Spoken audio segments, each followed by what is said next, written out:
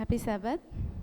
இன்றைக்கு சபைகளுக்கு ஆலோசனையில் நித்திய கண்மலை வழங்கும் சத்திய விருந்து அப்படிங்கிற புத்தகத்திலிருந்து எலன் ஜி ஒயிட் அம்மையார் எழுதின சாந்த குணம் உள்ளவர்கள் பாக்கியவான்கள் அப்படிங்கிற அந்த தலைப்பின் கீழாக நம்ம பார்க்க போகிறோம்.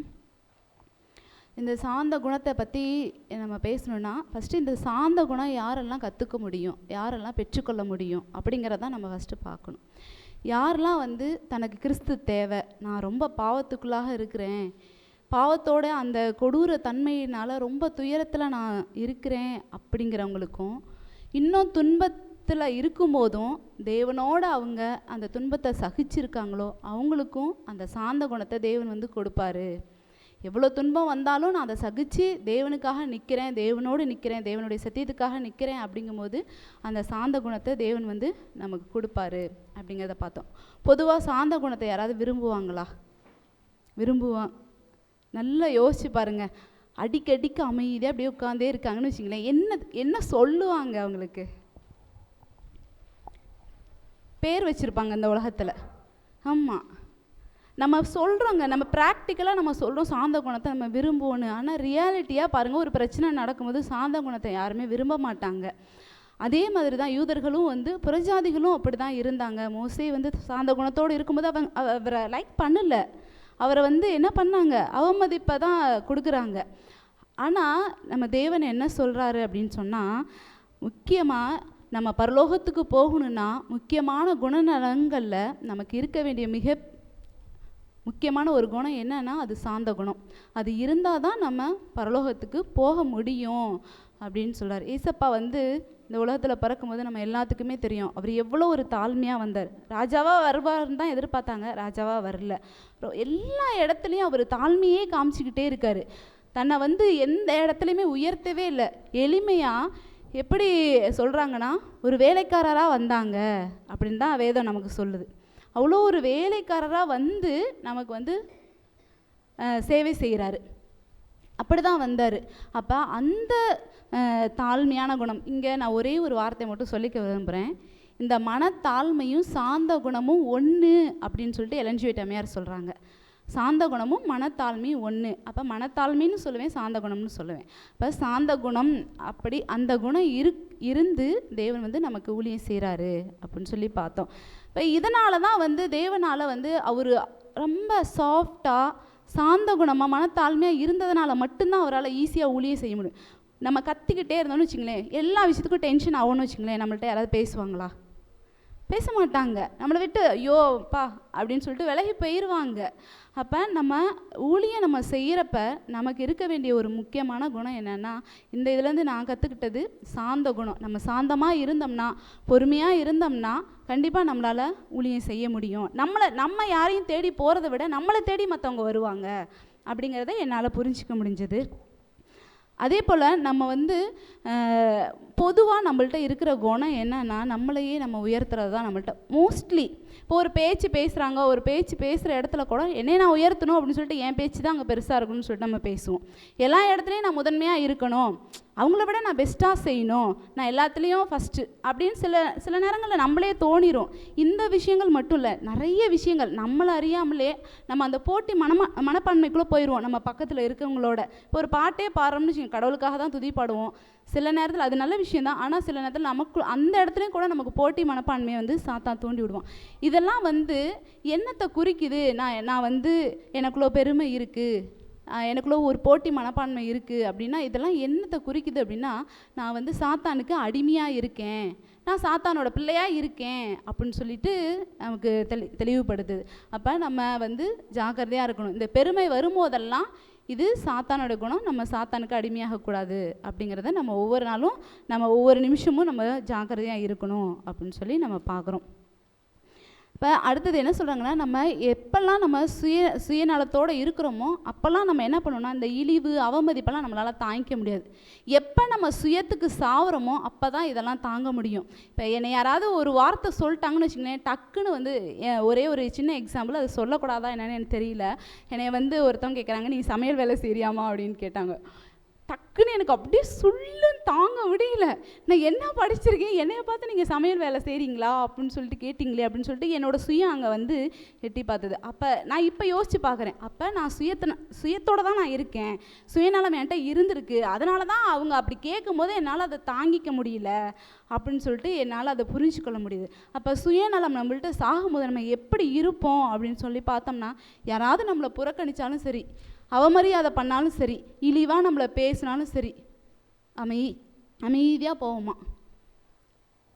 இந்த அப்படின்னா நம்மள்ட்ட சுயம் செத்துருச்சா இல்லை சுயம் இன்னும் வாழ்ந்துட்டு இருக்கா அப்படின்னு சொல்லி பார்க்கும்போது, இன்னும் நான் சுயநலவாதியாக தான் நான் இருக்கேன் அப்படிங்கிறது அப்பட்டமாக நமக்கு தெரியுது அப்படின்னு சொல்லிட்டு, அப்போ நம்ம வந்து சுயத்துக்கு சாகணும் அப்படிங்கிற ஒரு நல்ல பாடத்தையும் நம்ம வந்து கற்றுக்குறோம்.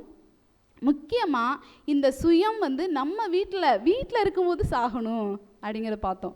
காலையில் வீட்டில் பாருங்களேன், பரபரப்பாக கிளம்பும் போது என்ன பண்ணுவோம், அதை கேட்டு இதை கேட்டு ஏன் இப்படி நிற்கிற அப்படின்னு கத்த ஆரம்பிச்சிருவோம். இன்னும் டென்ஷன் ஆகி வேறு வார்த்தைகள்லாம் பேச ஆரம்பிச்சிருவோம். ஆனால் அப்படி பேசக்கூடாது அப்படின்னு சொல்கிறாங்க. நீங்கள் வந்து இனிமையான வார்த்தைகளை பேசுங்க, நீங்கள் வந்து சாஃப்டாக பேசுங்க அப்படின்னு சொல்லி சொல்கிறாங்க. மனத்தாழ்மையாக சாந்த குணத்தோட நம்ம பேசுங்க. அப்படி உங்களுக்கு அந்த இது குணம் வரலையா, அட்லீஸ்ட் நீங்கள் வாயை மூடிட்டு அமைதியாவது பேசாமல் இருங்க அப்படின்னு சொல்ல. நீங்கள் பேசி ஒரு பிரச்சனை ஒன்றும் இல்லைங்க, ஏதாவது ஒரு விஷயம் நம்ம கேட்க போய் அது பெரிய பிரச்சனை ஆகி வீட்டுக்குள்ளே சண்டை சச்சரவு வரத்துக்கு பதிலாக நம்ம அமைதியாக இருக்கிறது இன்னும் அதிகம். அந்த கேப் நம்ம கொடுக்கும்போது நமக்கு இயல்பாகவே நம்ம கொஞ்ச நேரம் யோசிக்கும் போது ஐயோ நம்ம இப்படி பேச பார்த்தோம் வேணாம் அப்படின்னு சாஃப்டாக பேசுவோம். அப்போ அந்த கேப் நம்ம கண்டிப்பாக கொடுக்கணும்.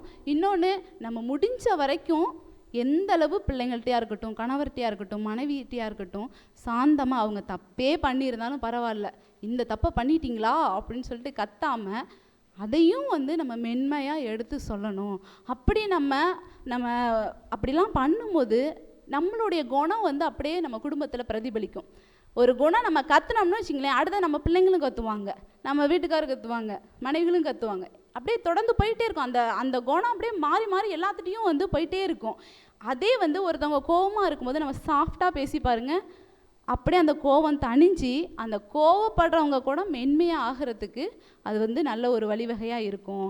அப்போ நம்ம குடும்பத்தில் முக்கியமாக நம்ம மென்மையாக பேச கற்றுக்கணும், இனிமையாக பேசணும், எல்லாத்துக்கும் பிடிக்கிற மாதிரி பேசணும் அப்படிங்கிறது நம்மளால் புரிஞ்சிக்க முடியுது.